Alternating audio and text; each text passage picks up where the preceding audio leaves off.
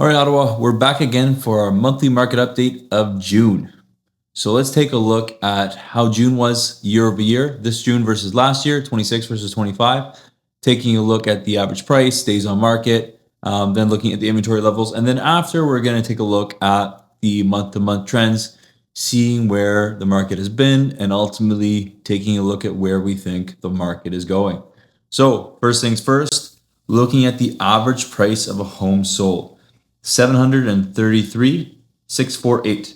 That is up 1.45% compared to June of last year. The sold to list price ratio being at 98.5% of asking price, exactly where it was same time last year.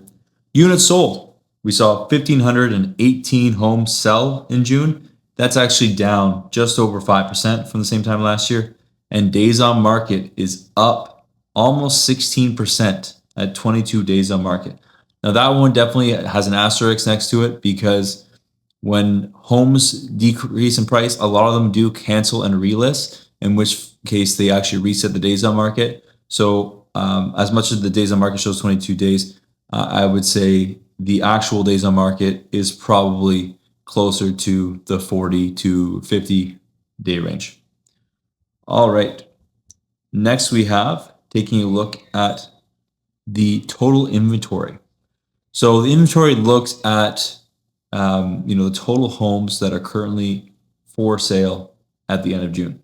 And it's up 13% from June of last year. We saw almost 5,000 homes and condos for sale in Ottawa. Now the months of inventory, that is where we look at the amount of inventory based on the amount of sales. If we saw no more homes list and homes selling at the rate they've been selling at, how long would it take for us to run out of homes? And that is 3.3 months of inventory. That's actually up 17.86, almost 18%. And that is definitely a factor we want to look at. And it makes sense, right? With overall inventory being up 13% and sales being down 5%, that puts you up at 18% increased months of inventory. So that's how those numbers work out. And then active listings, again, we saw over 5% increase in active listings.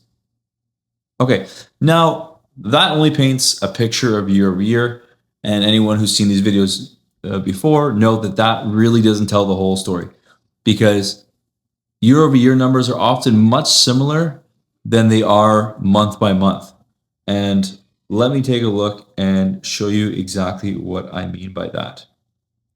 So here is a look at the median price of homes in Ottawa over the last 6 years.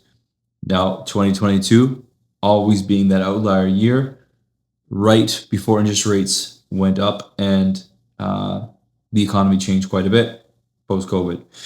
But you can see here that typically we see bottom prices in January, they peak somewhere in the spring, come down, and then back again.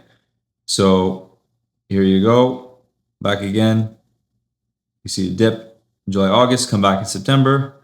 Again, peak in June, dip for the summer, back in October. And here we go where we saw prices increase from $560 in December of 25 up to $610 in May.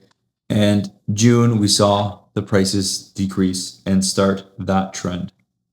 So again, if we take a look at the average price or median price in this context, where you're looking at here being 20K apart, but we are to look at how January started, how December ended versus how January started and where we are now. You can see that, again, the price in June of 25 is more similar to the price of June 24 and June of 26 than it is to December, January of the same year. We can take a look more at the 13 months mark. That shows us more of the yearly market trend that articulates it a little better, right? We saw them come down from June, valley, and the peak. And so that is why I like to show not just the year over year, where we're seeing June and June, but also taking a look at the overall market trends. Now, one thing I do have to point out is that these numbers here are not the same numbers that we just looked at in the first couple of graphs, because the first graphs, when we looked at the average price of a home, that was looking at only residential properties. Those are numbers that we get from the Ottawa Real Estate Board. However, this program, I find, shows a lot more visual, and we're able to look at market trends. And this is actually going to combine both condo and freehold, and that's why you see the numbers being a little bit different. But the overall market trends, you can see, are pretty predictable. So what does that mean? Well, I expect that we are going to see the same similar trend that we see typically every single year, where sales and prices are going to come down over the next couple of months. We will see a spike again in September, October, and as people try to make a move before the end of the year when things slow down again. But right now, most people do buy a home in the spring for a summer closing, and summer is full of summertime vacation. People are at cottages, going elsewhere. They got the kids at home, a little bit less buying and selling going on. But let's take a look at the units sold. Okay, and so you can see here, units sold typically peaking in May, coming down, and we've seen the exact same thing here. It came in May, and so we will probably see a few less homes sell in July than June, and continuing that trend in August. And this would take a look at year over year. So June this year, we saw just a fewer homes sell from June last year, but still more than both 24, 23, and 22. So overall, you can take a look at market trends, seeing that we're about to see a downward trend. But where we're sitting right now in June versus the last couple of years, we actually are seeing more homes sell. But we have more inventory too.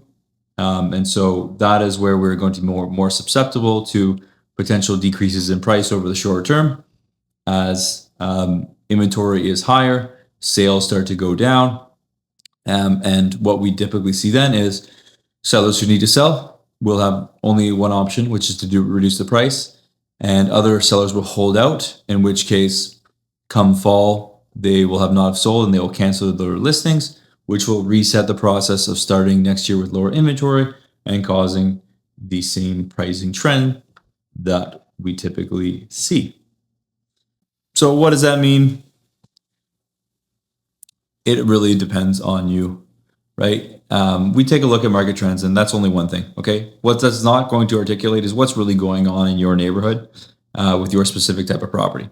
Even when we're seeing the market go down, if you have a specific type of home and there are not other homes like yours, we're still seeing homes sell in multiple offers for way over asking when they are unique. When you have a more comparable home where your home is very similar to other homes on the market, that is when you are going to have to compete on price. And that's where we're in a very price sensitive market, where we have homes that fill buyers' needs and not specific advantages too. So what does that mean for you? Again, depends on if you're looking at buying or selling, right? If you are looking at buying and you're looking for a very specific property, well, you can expect that when that comes on market, you're still going to have transaction. But if you're looking at buying and your general criteria is pretty open, well, then you're going to see opportunity to get some of the best deals, right? It's often said that people don't actually make money when they sell, they make it when they buy. And so you do have always outliers, just like you're seeing these homes that are going to sell for multiple offers way over asking. When they're unique, you're going to see homes that are going to sell significantly below what the comparables are selling for because of circumstance of sale. If someone needs to sell a home and they have too many similar homes on the market, the only thing they're going to be able to do is to beat them out in price to make sure they get a sale, because less and less sales are going to happen and more homes are on the market. So on the buy side, definitely tons of potential to get a good deal, but not always the case depending on what you're looking for. And on the sell side, yes, when we're looking at homes where if you do have tons of homes that are just like yours in the area, we need to look at two different things. What does yours have that does not get fulfilled by other homes in the area? And so if we have something unique about your home that we can market to, well, then you can definitely beat the market and have a sale much above the others. But then it's comes down to, if you do not have something unique, then you're going to want to price yourself most aggressively to make sure that you're the next sale. Because if we see that there's 3 months of inventory, but there's more homes hitting the market every day, and you need a sale in less than 3 months, well, you're going to have to do something to stand out. But every area is a little bit different. There's definitely pockets and types of properties in the city that are hard to find, few and far between, and there's definitely other areas that are completely oversaturated. There's areas where there's tons of homes and nothing selling. So the market overall paints a picture of the overall market trend. It does not paint a picture of your specific neighborhood or type of property. If you want to learn more of what's really going on for your neighborhood or your type of property, just send me a message. Would love to chat. Thanks for watching. Hope you found this video helpful. I'll see you again next month.